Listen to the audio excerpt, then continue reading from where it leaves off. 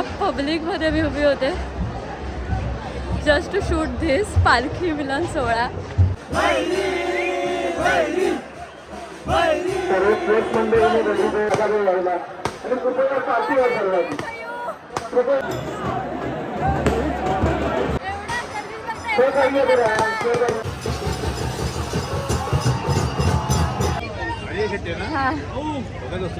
Thank you thank you. आणि या वर्षापासून पुढल्या वर्षाप्रमाणे राखंड रखवालीनं मी अंकिता डुईंग तर आम्ही घुसतोय पाठच्या वजून का ना मग माहिती आहे पुन्हा कोणा मग विचारणार नाही. ऑलरेडी फुल गर्दी आहे. आमचा देऊळ आहे भेरीचा. Hello hello hello.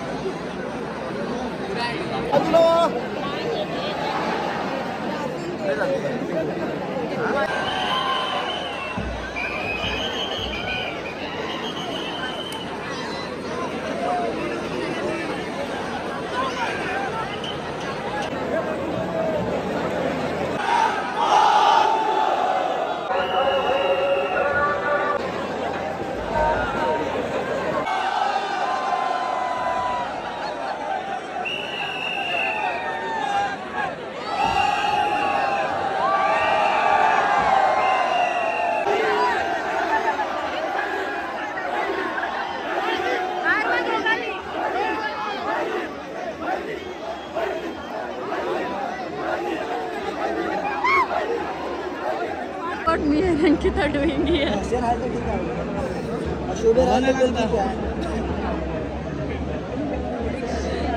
This is for YouTube. Photo घेतो.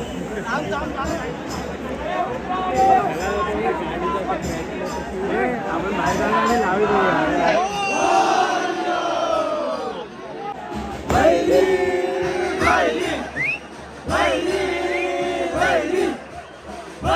सर्व मंडळींनी रविवारी यायचंय.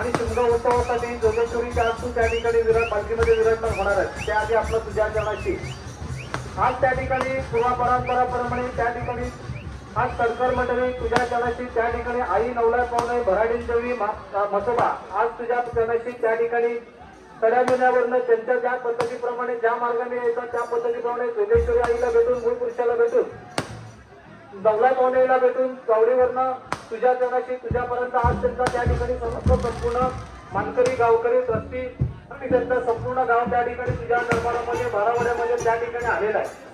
आणि तुझ्या चरणाशी दरवर्षीची सालाबाद प्रमाणेची तुझी फाल्गुन पौर्णिमेची जी गाठभेट आहे आणि त्यांच्या शिमगोत्सवाला तुझा आशीर्वाद घेऊन ती गोपाळ मंडळी मानकरी गावकरी मंडळी आज तुझा आशीर्वाद घेऊन पुढे त्यांचा मार्ग त्या ठिकाणी ते करणार आहे. पाठीची राजा पद्धती हे वर्षाचं जे तुझी गाठभेटीचा कार्यक्रम आहे तो कार्यक्रम आज तुझ्या दरबारामध्ये बारावड्याच्या उपस्थितीमध्ये मानकरी गावकरीच्या उपस्थितीमध्ये ही गाठभेट त्या ठिकाणी मान्य केली पाहिजे अशा रीतीने त्या ठिकाणी तू बंदोबस्त ठेव आणि या वर्षापासून पुढल्या वर्षाप्रमाणे राखंड रखवालीनं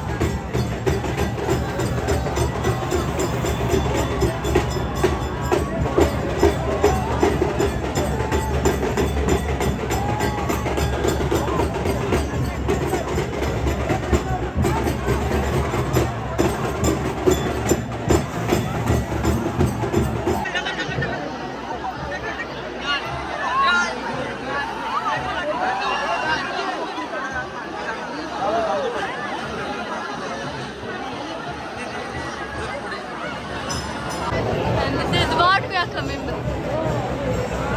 तो फायनली जायच्या आधी किती फ्रेश अवस्था होती आणि आता ही अवस्था आहे माझी. पूर्ण पब्लिकमध्ये मी उभी होते जस्ट टू शूट धिस पालखी मिलन सोहळा भैरीचा. फायनली आय हॅव कॅप्चर्ड दिस. आतापर्यंत दुसऱ्यांनी कॅप्चर केलेले व्हिडिओज मी टाकत होते बट आता ह्या वेळेत मी स्वतः कॅप्चर केलं आहे एवढी मेहनत घेऊन. सगळे चाललेत घरी. पालखी मिलन सोहळा झालेलो आहे. तर आम्ही अशी चाललोय गर्दीत ना तर अशी आम्ही टाटा बाय बाय करतो. Bye bye. ह्यो खूप भारी एक्सपिरियन्स होतो. म्हणजे माका वाटला नव्हता कधी मी एवढ्या गर्दीत जाईन आणि एवढ्या गर्दीत जाऊन शूट करीन बट मी तर केलं आहे. हां थँक्यू थँक्यू. हो चला. ते काका होते ते मला विचारतात अरे शेटे ना मी बघतो तुमचे व्हिडिओज. म्हटलं थँक्यू काका. तर आता फायनली हा शूट केलं आहे जरा.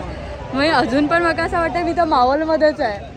एवढी गर्दी होती ना बापरे. सगळी गर्दी भैरीची. तो आमचा राजा आम्ही त्याची प्रजा. ह्याच्या पलीकडे काय नाही आणि भैरीच्या पलीकडे तर नक्कीच काय नाही. म्हणजे त्या सगळ्या चेंगराचेंगरी वगैरे पण सहन करताना आहे ना मला एवढाच वाटत होता की मी पालखी मिलन सोहळा तुम्हाला सगळ्यांना दाखवू शकेन. त्याच्या पलीकडे माझ्या मनात दुसरं कायच फिलिंग नव्हती. आणि एक आजूबाजूचा आवाज होतो भैरी भैरी. ह्याच्या पलीकडे आयुष्य काय आहे ह्या खरोखर आम्हा रत्नागिरीकरांका नाही माहिती. भैरी होच शेवट आहे भैरी होच सुरुवात आहे एवढाच आम्हाला माहिती आहे. अंकिता कसं वाटलं? मस्त खूप भारी. तू दुसऱ्यांदा एक्सपिरियन्स केलास ना? पहिल्यांदा आपण बाहेर थांबलेलो यावेळेला आतमध्ये राहून कसं वाटलं? बापरे. ते आम्ही लास्ट टाइम बाहेर उभे राहिलेलो. विवर लाईक की आतमध्ये गेलो तर काय होईल खूप चेंगराचेंगरी असेल वगैरे होती पण असं नव्हतं की कोणतरी सेफ चेंगराचेंगरी होती. कोणीही आम्हाला बॅड टच केलं नाही किंवा काहीच नाही. सगळ्यांना माहिती आहे भैरीच्या दारात जर असं काय करतील तर एका वर्षाच्या त्याच्यामुळे कोण पण पोरींच्या नदक पण लागत नाहीत काय फालतूगिरी करत नाहीत. पूर्ण सेफ होता सगळा. आणि त्याच भैरीच्या विश्वासावर आम्ही दोघे आतमध्ये शिरलेला की जा होत जात तर बघितलं जात पुढे काय होत ता.